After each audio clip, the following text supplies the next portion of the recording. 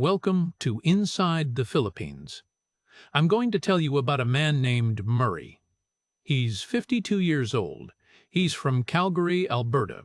And for nearly 3 decades, he was a senior accountant in the oil and gas industry, a man who built his life around precision, around knowing exactly where every number came from and exactly where it was going. Murray didn't come to the Philippines chasing a woman. He didn't fall for a profile picture on Filipino Cupid or get his heart broken by someone he met in a bar in Cebu. That's not his story. His story is quieter than that, and in some ways it's more unsettling. Because the thing that happened to Murray, the reason he's talking to us today, didn't happen because he was reckless or lonely or naive in the way we usually mean. It happened because he was careful, methodical, because he did everything right. This one's going to make you think. Especially if you're the kind of person who makes spreadsheets. Here's his story, in his own words. I'll tell you something about Calgary that most people outside of Canada don't really understand. The whole city runs on boom and bust. Always has. You spend 20 years watching the oil price, and you stop being surprised by anything. Markets go up, markets go down, companies expand, companies contract. You learn to read cycles the way other people read weather. You get good at knowing when to hold and when to get out. I got out in 2019. Voluntary buyout. The sector was contracting, the company was offering packages, and I sat down one evening with a coffee and ran the numbers. I was 50 years old. I had 27 years with the firm. The package was fair. My pension was vested.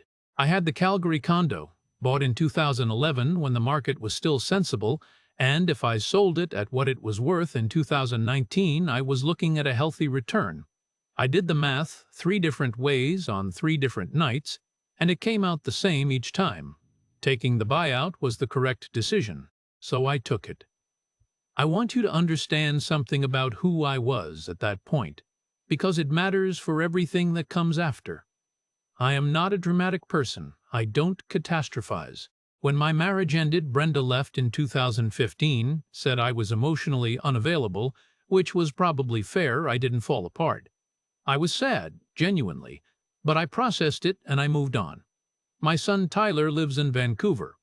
We talk on birthdays and at Christmas. It's polite and it's fine. And neither of us pretends it's more than it is. I mention all of this not because I'm bitter about any of it. I mention it because you need to know that I'm not the kind of man who runs away from things. I'm not the kind of man who chases something he can't have. I'm the kind of man who makes a plan. The first 6 months after the buyout were fine. I kept busy enough, I worked out, I cooked, I read things I'd been meaning to read for years.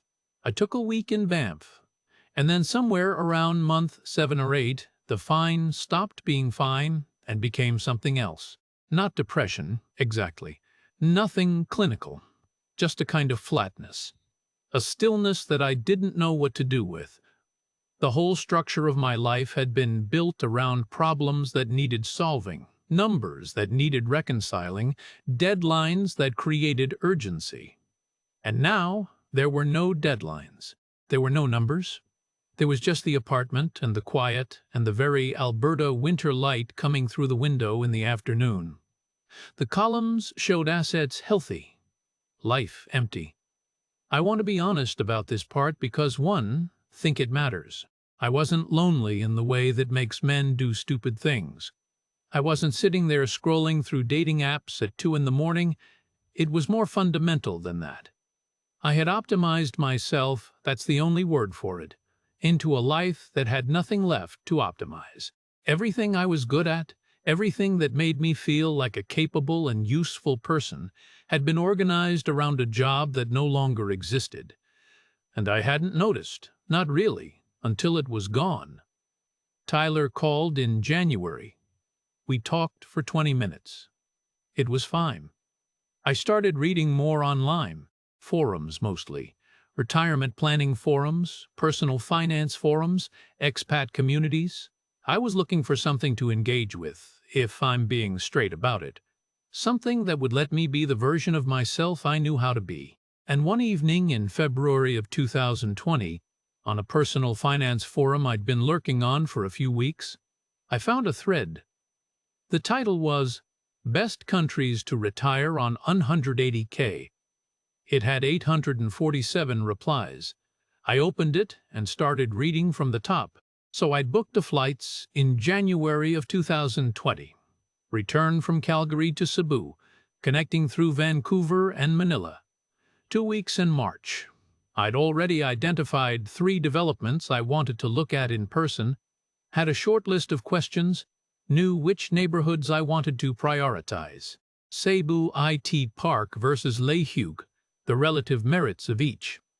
I was ready. You probably know what happened in March of 2020. I canceled the trip on a Wednesday. By that Friday, the whole conversation had become academic. I moved the external hard drive with my research folder from my desk to my bookshelf and told myself it would be 6 months, maybe 8. That was optimistic, as it turned out. So instead of going, I kept reading. And then I read more. And then I joined forums, and then Facebook groups, and then other Facebook groups. There is an enormous amount of content online about retiring in the Philippines, and I consumed essentially all of it.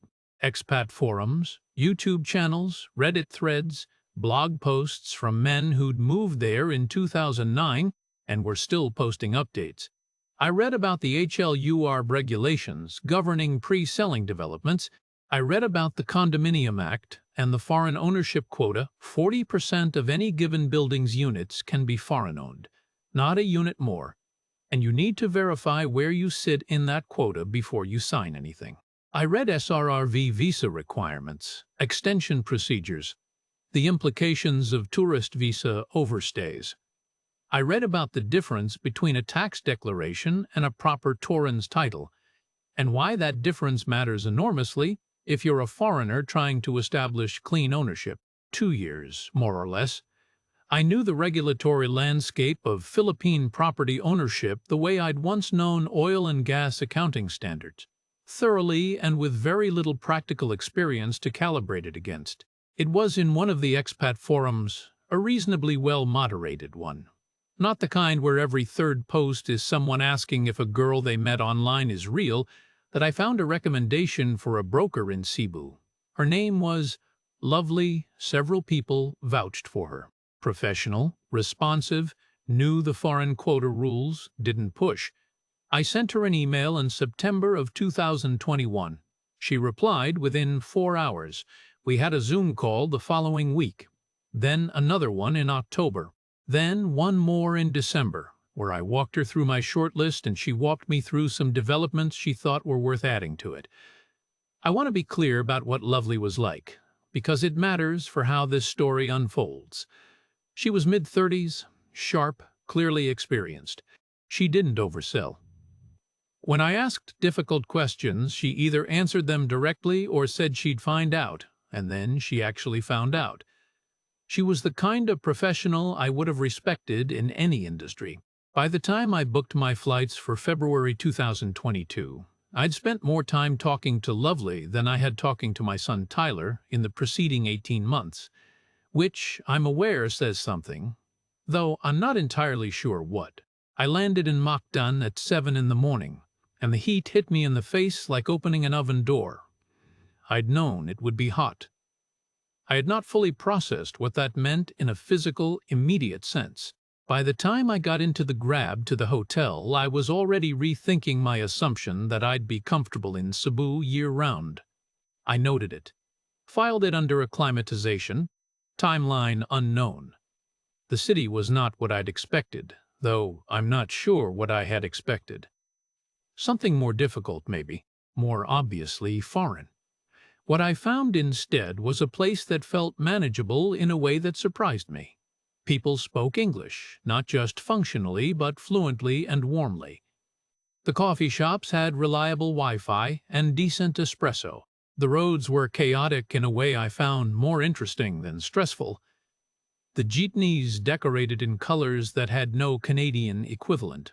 Tricycles threading through gaps that shouldn't have been gaps. SM City was 10 minutes from the hotel and had everything you could want, and several things you didn't know you wanted. I met Lovely in the lobby of my hotel on the second morning. She shook my hand and handed me a printed itinerary for the day, which I appreciated more than I probably should have. We looked at 4 developments over 3 days, 3 in IT Park, 1 in La Hougue. I photographed every spec sheet. I asked to see the original building permits and was shown them at 2 of the 4. I compared floor plans, ceiling heights, aircon specifications, management fees. I sent Lovely a comparative summary document after day 2. She told me later she'd never had a prospective buyer send her a comparative summary document. I think she meant it as a compliment. On the 3rd day, she took me to the development in IT Park that I would eventually buy in. The building was about 2/3 complete. You could see the structure clearly. Concrete frame rising, glass going in on the lower floors. The sales office was polished and cool, and the showroom unit smelled like fresh paint and possibility. The finishes were good. Not luxury, but solid. The kitchen fittings were what the spec sheet said they were. The aircon was the brand listed in the contract. I asked Lovely 4 questions I'd prepared specifically for this meeting. When was the certificate of occupancy expected? She gave me a date Q3 of 2023, 18 months out. What was the developer's track record on previous projects? She showed me 3 completed buildings, 2 in Cebu, 1 in Davao. Did the development currently have foreign quota units available? Yes, 12 remaining out of the allocated 40%. And finally, what did the resale market look like for comparable units in the building once completed? She pulled out transaction data from 2 nearby developments. Recent sales, price per square meter, average time on market. The numbers were reasonable. Not spectacular, but reasonable. I photographed those pages too. I flew back to Calgary on a Sunday evening and told myself I needed 30 days to decide. I had the spreadsheet updated and a decision made in 22 days.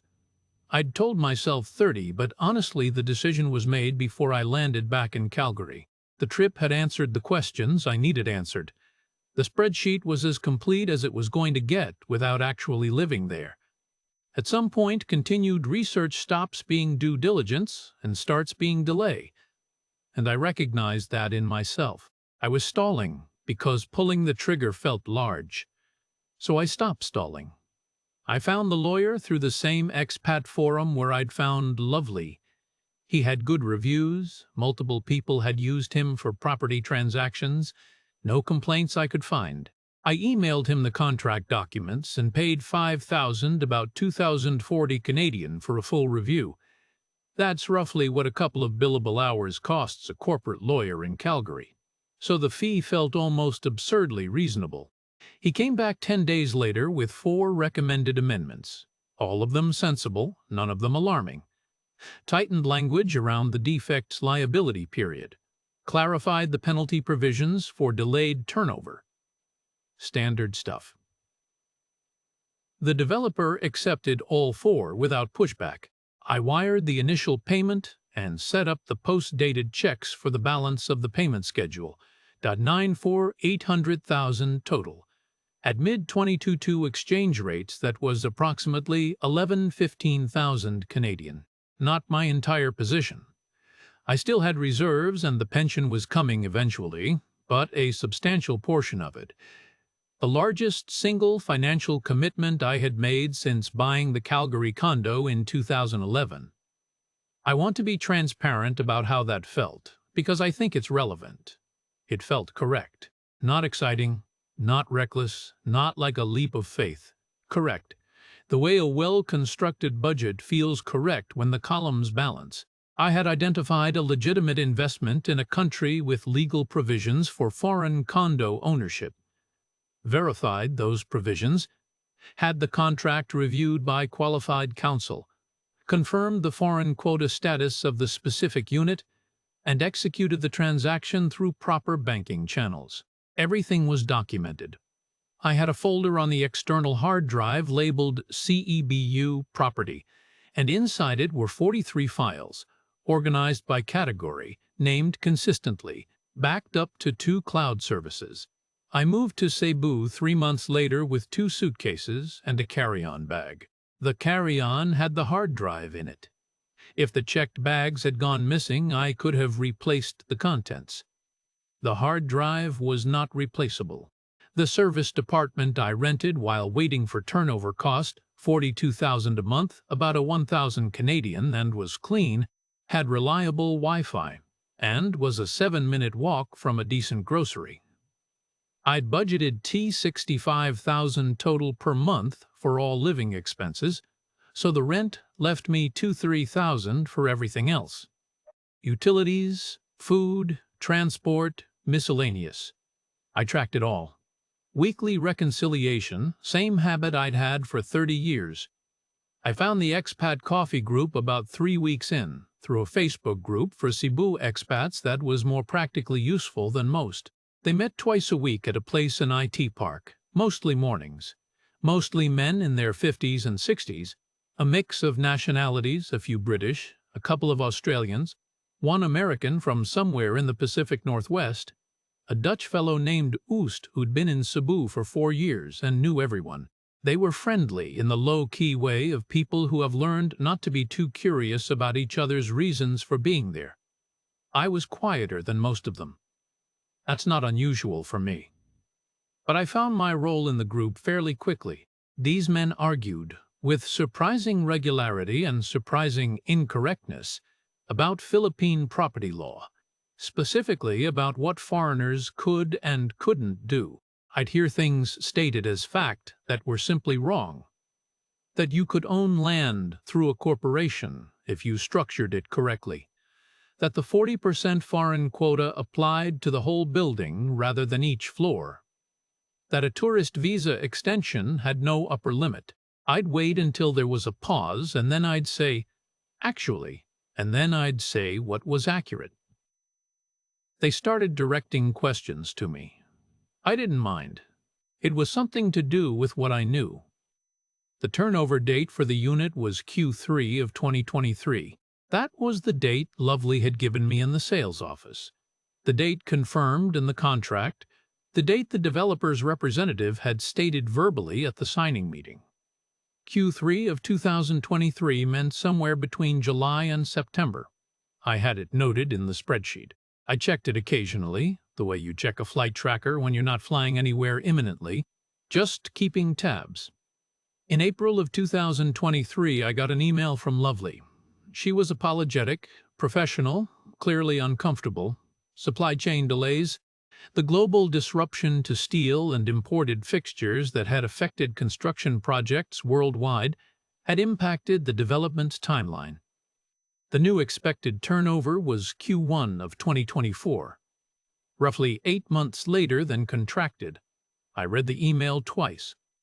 Then I opened the spreadsheet and added a row. Here is the honest accounting of what I thought in that moment, because I've had time to examine it carefully. I thought, this is consistent with what has happened to construction projects across Southeast Asia, and indeed globally since 2020. I thought, the contract includes penalty provisions for delayed turnover, which I had specifically had the lawyer tighten. I thought 8 months is significant, but not catastrophic, in the context of a long-term property investment. I thought, I should ask for this in writing on company letterhead and confirm the new timeline formally. I did not think, this is the first in a series of problems that will compound in ways you haven't modeled. I requested written confirmation. It came about 10 days later on letterhead that I noticed, just briefly, looked slightly different from the letterhead on the original contract documents. Different font, slightly different logo treatment. I compared them side by side. Probably a rebrand. Companies update their visual identity. I filed the letter in the CEBU property folder under a subfolder I created called COR Respondents Developer. The flag was there.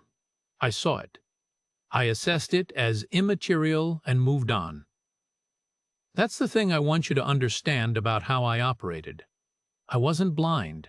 I wasn't naive in the way people usually mean when they use that word about men who come to the Philippines and lose their money. I noticed things. I just had a very well-developed system for deciding which things mattered and which things didn't. The system had a flaw. I didn't know that yet. The keys came in February of 2024. 8 months late, as predicted, though predicting something doesn't make it less irritating when it actually happens. I want to be precise about where things stood financially at that point, because the numbers matter, and I tracked them. During the 8-month delay, I had continued paying the 18,000 monthly association dues. That's about 430 Canadian on a unit I did not yet possess. 8 months of dues on an unoccupied apartment came to Dow 144,000, roughly 3,450. I was also still in the service department, which was running me 42,000 a month, so I was carrying double housing costs for the better part of a year while the developer sorted out their supply chain issues. I noted this in the spreadsheet. I did not raise a formal complaint because the contract's delay penalty provisions were modest and pursuing them would have cost more in legal time than I would have recovered. I had done that calculation. I let it go. I brought a man named Gary to the walkthrough. Gary was Australian, had been in Cebu for 6 years, had done construction work back in Queensland before he retired, and had a good eye for what was right and what was wrong in a finished build. He was a useful member of the coffee group for exactly this reason. We walked the unit together on a Tuesday morning, the Cebu heat already building by 9 o'clock, the smell of fresh paint and something chemical underneath it that I couldn't identify. The defects were not subtle. I want to be fair here, the building itself was structurally sound. The bones were fine. And I am not going to tell you the developer handed over a disaster. But the finishes were not what I had contracted for, and the difference between what the showroom had shown me and what I was looking at was real and specific and documented. The floor tiles in the bedroom were cracked, not 1 or 2, a section covering maybe a third of the floor, probably damaged during installation and not replaced before handover. The aircon units were a different brand from what was specified in the contract. The contracted brand was a well-regarded Japanese manufacturer. What was installed was a cheaper Chinese alternative. The bathroom fittings, taps, showerhead, towel rails were visibly lower quality than the showroom, and the balcony door didn't seal. You could feel the outside air coming in along the bottom edge when you closed it, a thin, warm draft that would run the aircon constantly, trying to compensate. Gary shook his head at a couple of points. Not dramatically. Just the quiet assessment of someone who has seen this before. I photographed everything. 17 items on the formal punch list I submitted to Lovely, each one numbered, each one with a photograph attached, each one cross-referenced to the relevant clause in the contract that specified what had been promised. I thought it was a thorough document. Looking back now, I think it was a thorough document that entered a system which was not designed to respond to thorough documents at the pace a thorough document deserves. The first response came 11 days later. Lovely relayed it apologetically. Some items were being reviewed. Some items were considered within acceptable tolerance. The aircon brand substitution was described as an equivalent specification. I wrote back with the contracted specification and the installed specification side by side, and asked them to identify which technical parameters justified the equivalence claim. That response took 3 weeks. I will spare you the full chronology because it is genuinely tedious, which is itself part of the point. Each exchange took longer than the last. Items were marked closed on the developer's internal tracking system without the physical work being completed. I have an email where I point out, with attached photographs taken that same day, that a closed item remains unresolved. The response acknowledged my concern and said it would be escalated internally. There's a phrase I kept encountering in those months that I've come to think of as the Filipino corporate equivalent of dead air: being processed. Your concern is being processed. The item is being processed. It means approximately nothing. It means the email has been received. It does not mean anything is happening. After 10 weeks of this, I stopped waiting and started paying. The aircon units, 2 of them, proper ones matching the contracted specification, cost 62,000 installed, about 4,480 Canadian. The floor tile repair, which required a contractor to remove the damaged section and relay matching tiles that Gary helped me source, came to 71,000, around 980. The balcony door seal was 8,500, about $200. A few of the smaller bathroom items I fixed myself with hardware from a shop near the SM, maybe another 8,000 all told. Total out-of-pocket for repairs the developer was contractually obligated to remedy, approximately 40,000 or 3,030 Canadian. I recorded this in the spreadsheet under a column I labeled Developer Shortfall Absorbed. It joined the 8 months of double housing costs. The numbers were adding up in a direction I had not projected, but none of them were large enough individually to force a reassessment. That's the thing about incremental losses. They don't announce themselves as a category. They just arrive one at a time, looking reasonable. I moved into the unit properly in March of 2023. It was fine. The tiles were new, the aircon worked, the balcony door sealed. The view was a partial city view, partially obscured by the neighboring building, which was also fine, if not precisely what the sales materials had implied. I unpacked my 2 suitcases and set up the desk where I would eventually spend a great deal of time looking at a spreadsheet. My monthly expenses had drifted by then to somewhere between 85,000 and 90,000. That's around 2,040 to 2,060 Canadian against the 65,000 I had budgeted. I want to be honest about where the difference was coming from because it wasn't waste, exactly. I was eating at slightly better restaurants than I'd planned. I joined a gym near IT Park in 2,500 a month, about 60 because the alternative was sitting in the apartment.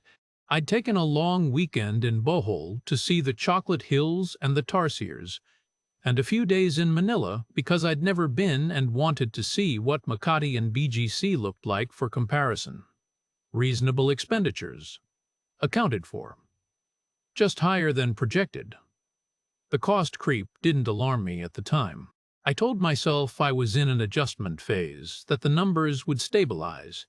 And in fairness, they mostly did. They stabilized at a level about 30% higher than my original model, which is a significant model error, but not a catastrophic one, not the kind that makes you stop and reassess everything. It was a Thursday morning coffee, probably late April of 2023.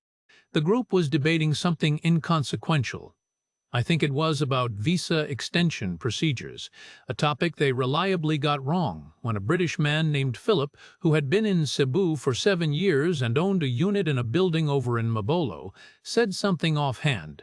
He mentioned a development in IT Park that had some kind of land dispute attached to it. Something from before construction. A local landowner who'd kicked up a fuss. He didn't name the development specifically.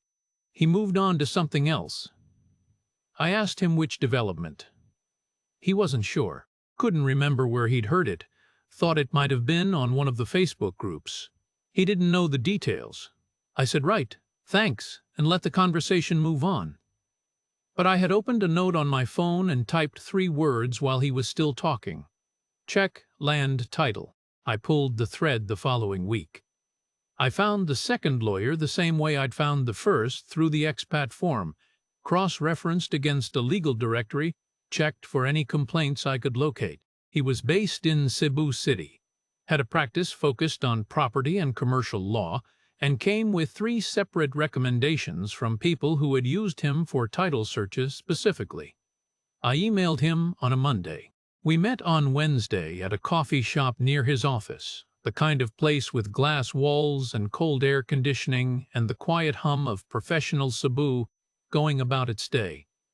I explained what I needed. A full title and encumbrance search on the property, everything attached to it, not a cursory review, comprehensive. He quoted me 70,000, which at current rates was about a 680 Canadian. I paid him that afternoon. I told him I wasn't in a hurry, but I wanted it done thoroughly. He said that was the only way he worked. I believed him. I still believe him for what it's worth. The results came back 18 days later in a PDF document that ran to 22 pages. I read it the same evening it arrived, at the desk in the unit, the ceiling fan turning slowly overhead, the sounds of the street 4 floors below a jeepney horn, someone's karaoke starting early, the particular urban texture of a Cebu evening that I had by then become largely accustomed to. The finding was on page 11. A civil case, filed in the Regional Trial Court of Cebu City, originating some years before construction began on the development. A private landowner. An individual, not a corporation, claiming that a portion of the lot on which the building now stood had been improperly acquired in the process that consolidated the parcels for development. The claim was specific. It cited a boundary dispute and alleged procedural irregularities in the title consolidation. I read it twice. Then I read the section again more carefully. The case had been inactive for a period, then revived with a new filing. It was formally pending. It was not dismissed. It was attached to the title on which my foreign quota unit sat, and it had not been disclosed to me at any point in the transaction. Not by Lovely, not by the developer, and not by the lawyer I had paid $85,000 to review the contract and protect my interests. I sat with that for a while before I did anything else. I contacted the first lawyer the next morning by email, professional in tone, specific in content. I attached the relevant section of the second lawyer's report and asked him to explain why this matter had not been flagged in his review. His response came 4 days later. He acknowledged the case existed. He characterized it as a long-standing dispute, unlikely to succeed given the developer's established title position, the age of the claim, and the claimant's limited resources relative to the developer's legal capacity. He had assessed it as immaterial. I wrote back and said that materiality was my determination to make, not his. That he had been retained to present me with the facts and let me assess them. That a pending civil case attached to the title of a property I was purchasing was a fact. That presenting me with the facts was his job. His reply was brief and did not concede the point. There was nothing actionable in that direction. I had a legal opinion I disagreed with and a lawyer who stood behind it, and pursuing a complaint would cost more than it would recover and would accomplish nothing. I noted the exchange in a new subfolder I created on the hard drive. I labeled it Legal Correspondence Disputed. I then contacted the developer directly. For the first time since the transaction began, I bypassed Lovely entirely. I wrote to the customer relations address on the developer's letterhead and to the email of the sales director whose name appeared on my original contract. I requested formal written disclosure of all pending legal matters affecting the development's land title, specifically including the civil case I had identified through independent counsel. The first response came 9 days later from a junior representative I had not previously dealt with. It thanked me for my inquiry and said the matter was being reviewed internally. I wrote back. Another week passed. A second response, slightly more senior in apparent authorship, characterized the case as without merit and said the developer's legal team was confident in the title position. I wrote back again and asked for the specific case number and current status documentation. No response to that request ever came directly. Instead, a meeting was offered. I accepted. The meeting was held in a small conference room at the developer's sales office. Two representatives attended, a customer relations manager in her 30s, and a man who was introduced as being from the legal department, but who did not provide his surname or a business card. I had my notes. They had their talking points. The legal department man told me the case was historical, the claim was weak, the developer's title was clean. I asked him to confirm in writing that there were no other undisclosed legal matters affecting the development. He said he wasn't in a position to make that representation in writing at this meeting. I asked when he would be in a position to make it. He said he would need to consult internally. I asked for a timeline. He said he wasn't able to commit to a specific timeline at this stage. I wrote all of this down in my notebook, word for word, while they watched. The customer relations manager was more sympathetic in manner, if not more useful in substance. She said she understood my concerns and that the developer valued my business. I thanked her and said I looked forward to the written confirmation. It never arrived. I went home and opened the spreadsheet. I added a new section at the bottom, separated by a blank row, headed simply Exposer.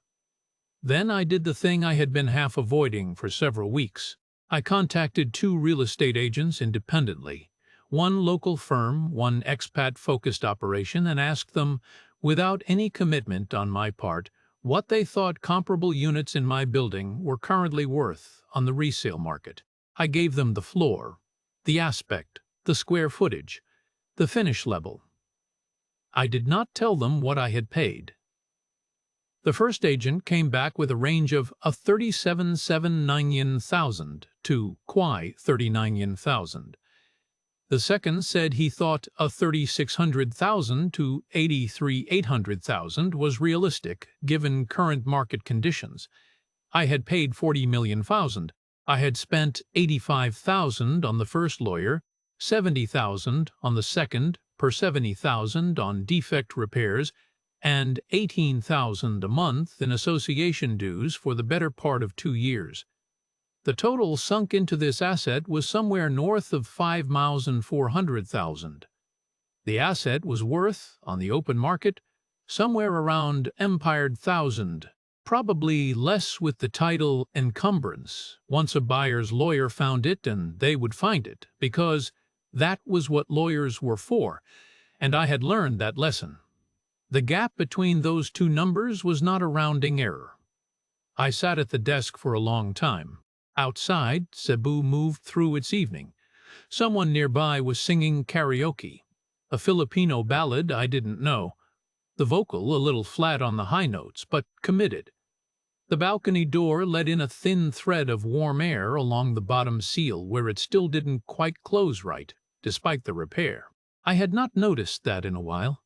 I noticed it now. I didn't panic. I want to be clear about that. There was no dramatic moment, no sick lurch of the stomach, no point where I put my head in my hands. That is not how I process things. What happened was quieter and in some ways worse than panic. I just understood. The understanding was complete and it arrived all at once, and then it sat there, in the room, taking up space. I added one final column to the spreadsheet. I labeled it Opportunity Coast. I looked at it for about 30 seconds. Then I deleted it. There are numbers that don't help you once you know them. I listed the unit in September of 2023. I'd made the decision methodically, the way I made all decisions. The known facts were, the property had a legal encumbrance I hadn't created and couldn't remove. The developer had no intention of providing the written disclosure I'd requested. My recourse through Philippine courts was theoretically available and, practically speaking, a multi-year commitment of time and legal fees with an uncertain outcome at the end of it. The rational move was to exit cleanly, absorb the loss, and redeploy the remaining capital more sensibly. That was the plan. Clean exit. Absorb the loss. Move on. The market had different ideas. I engaged two agents. The first was a local firm with an office near Ayala, the kind of place with floor-to-ceiling glass and smiling staff who offered you bottled water when you sat down. The second was an expat-focused operation run by a British man who'd been in Cebu for 12 years and had a reputation in the coffee group for being straight with people. Both of them were enthusiastic in the initial conversations, confident about the building's location, positive about demand in IT Park, professionally optimistic in the way that real estate agents everywhere tend to be when they are trying to secure your listing. I gave both agents the same instructions. List at 2,020,000. That was roughly 100,000 Canadian at current rates, and represented a meaningful loss on my purchase price. But it was a price I could justify given the encumbrance. I was not trying to profit, I was trying to exit with minimal damage. The first month produced 4 inquiries and 2 viewings. The viewings produced no offers. The second month produced 2 inquiries and 1 viewing. The viewing produced a follow-up conversation and then silence. The third month, there was 1 serious inquiry. A Taiwanese businessman looking for an investment unit. His agent was thorough. His agent hired a local lawyer to review the title. The lawyer found the civil case on day 2. The inquiry ended by the end of that week. The Taiwanese businessman's agent sent a polite email saying his client had decided to pursue other options. I wrote back thanking him for his time. I filed the email. I called the British agent. He was quiet for a moment before he spoke, which told me more than what he actually said. What he said was that the market for mid-tier resale condos in Cebu had softened considerably, that comparable listings were sitting for 12 to 18 months on average, that the encumbrance, even a likely-to-fail historical claim, was a material problem for buyers who had done their homework, and buyers who had done their homework were exactly the kind of buyers you wanted for a unit in this price range. I asked him to tell me what he thought a realistic sale price was if I wanted to actually sell, not just list. He paused again. He said in his honest assessment, if I wanted a transaction rather than a listing, I was probably looking at $3,600,000 to $3,700,000, and even then it might take time. I thanked him. I dropped the asking price to $3,900,000. 2 more months passed. 1 viewing, no offers. I want to tell you about the calculation I did in November of that year because I think it's the most honest accounting of what the situation actually was. I sat at the desk on a Tuesday afternoon. I remember it was a Tuesday because the coffee group met on Tuesdays and Thursdays, and I had skipped that morning and was feeling the absence of it, and I opened the spreadsheet and I built a new summary tab. Purchase price, $100,000. First lawyer, $85,000. Second lawyer, $70,000. Defect repairs out of pocket, tie-in $40,000.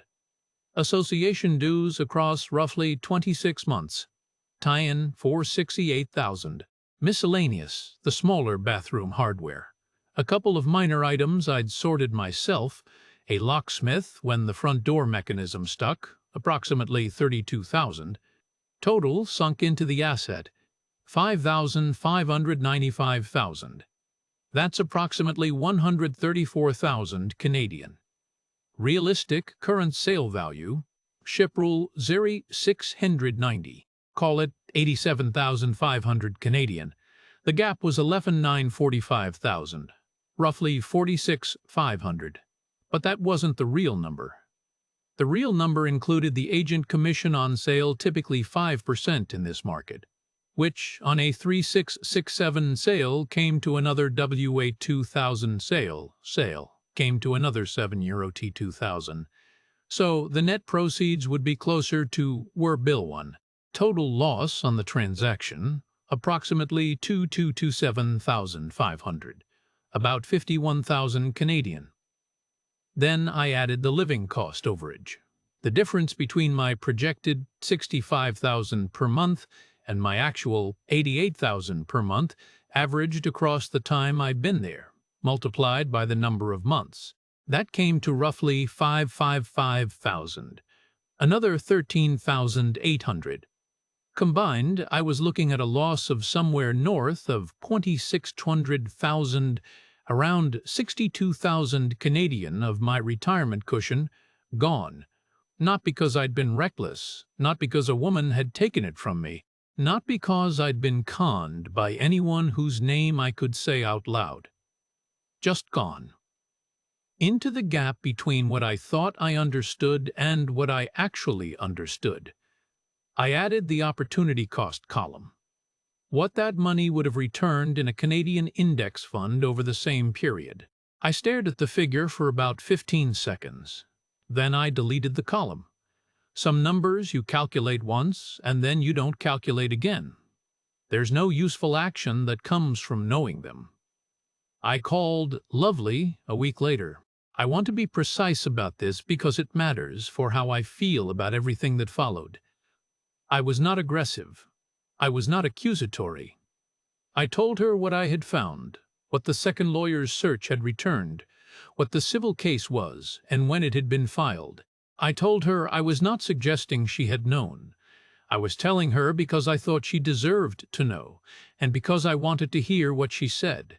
What she said was that she hadn't known. That she had sold 12 units in that building. That she had believed completely in the developer and in the project.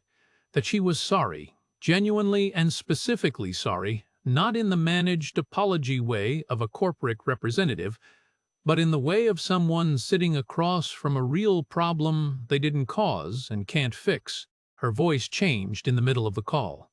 I noticed it. I believed her. I still believe her. That's the part that one come back to, the part that doesn't resolve cleanly. Lovely was good at her job. My first lawyer was not incompetent, just insufficiently thorough on one specific point. The developer is a legitimate company with completed buildings and satisfied buyers, and a legal team that had correctly calculated that non-disclosure was less costly than disclosure. No one in this story is a villain in the way you expect when you come to the Philippines and lose money. There was no romance, no obvious manipulation, no moment where I should have walked away from someone who was clearly using me. There was just a system that runs on optimism and face-saving and the quiet understanding that problems are better smoothed over than surfaced. A system where contracts are real but enforcement is slow and expensive and uncertain. A system that a Western accountant can study thoroughly, document carefully, and still fundamentally misread, because the documents are not the system. They just describe the surface of it. I had read every document. I had not read the system. The unit is still listed .3W797. That's roughly 88,500 Canadian at current rates, which is a number I've looked at enough times now that it has lost most of its emotional charge. It sits there on two real estate platforms with the same photographs I had taken by a professional photographer last year. The city view, the kitchen, the bedroom with its new tiles that nobody knows were replaced out of my own pocket because the developer never got around to it. The listing has had 11 inquiries in 14 months, no offers. I made a decision that I think is the correct one, though I acknowledge it is also the decision that is easiest to live with, which means I hold it with some skepticism. I am not going to sell at a distressed price to close out a position that feels bad. My pension begins when I turn 60, which is not far off now. My reserves are sufficient to sustain the current living situation for several more years without drawing them down to a point that would concern me. The association dues are $18,000, a month 430 Canadian, and I own the unit, so I'm not paying rent on top of them. The break-even case for holding is stronger than the break-even case for selling right now. That's the math. I trust the math. Even when I know I also trust the math because it tells me to do the thing I want to do anyway. So I stay. I hold. I wait. If you're watching this expecting me to tell you I'm devastated, or that I'm bitter, or that I hate the Philippines and I'm warning everyone to stay away, I'm going to disappoint you. That's not where I am. I want to be accurate about where I actually am, which is somewhere more complicated and honestly a bit harder to explain. The life I have built here is a reasonable life. I want to say that plainly. Tuesday and Thursday mornings at the coffee place in IT Park, where I've been going long enough now that the staff know my order before I sit down. The group, which has changed its composition over 3 years but maintained a certain character, opinionated, sometimes wrong, occasionally useful, reliably there. Afternoons at Ayala, when I want air conditioning and the particular comfort of a place that is simultaneously very Filipino and very familiar. A long weekend in Siargao last year that I hadn't planned and ended up being one of the better decisions I've made since arriving.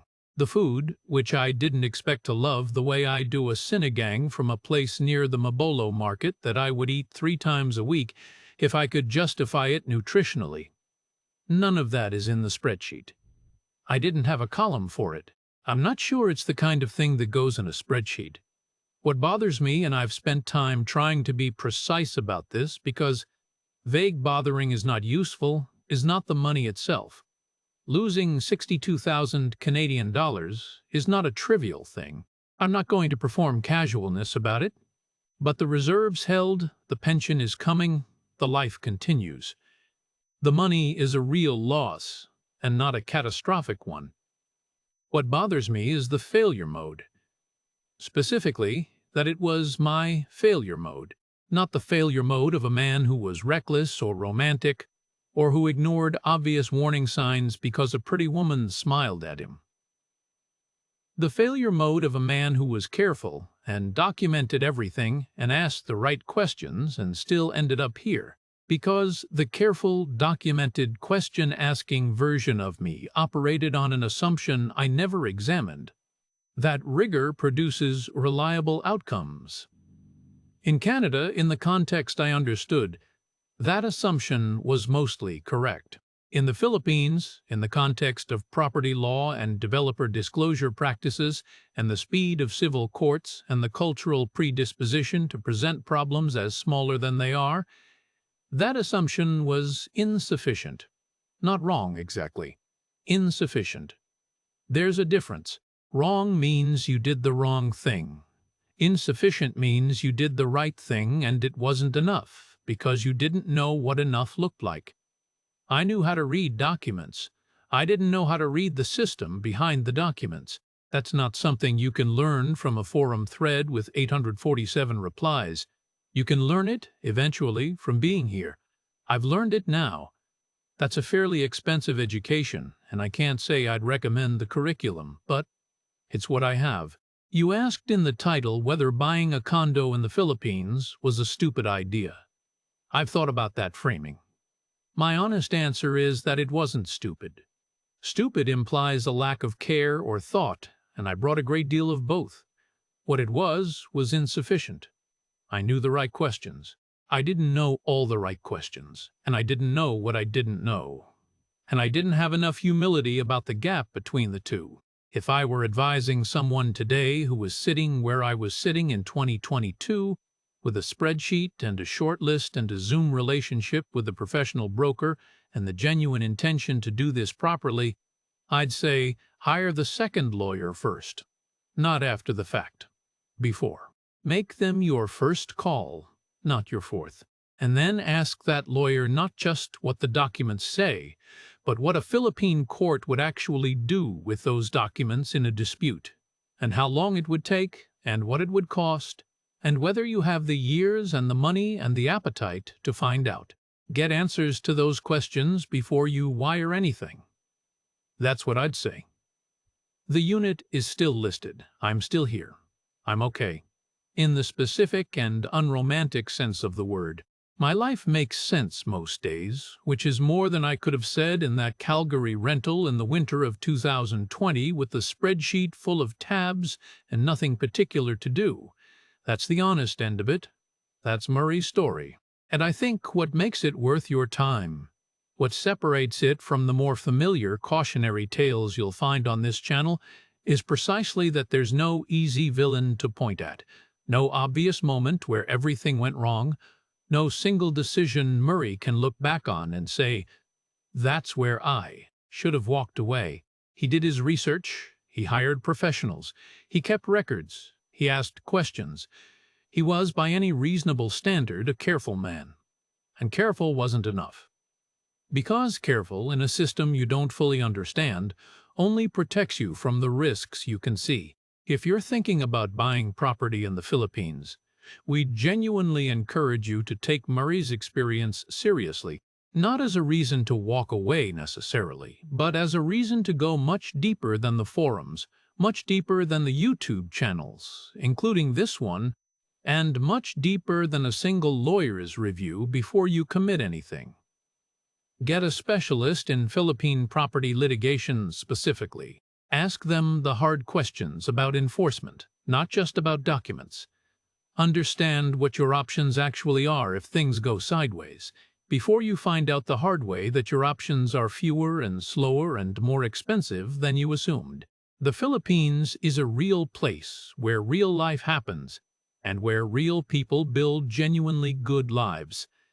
Murray's life in Cebu, complicated and costly as it has been, is evidence of that.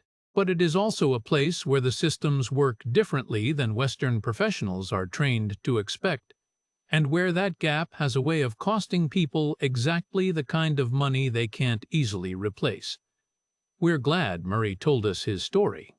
We hope it's useful to you. Thanks for watching Inside the Philippines. If this one resonated, the community in the description is full of people navigating the same questions, and there are more stories where this one came from. Take care of yourselves out there.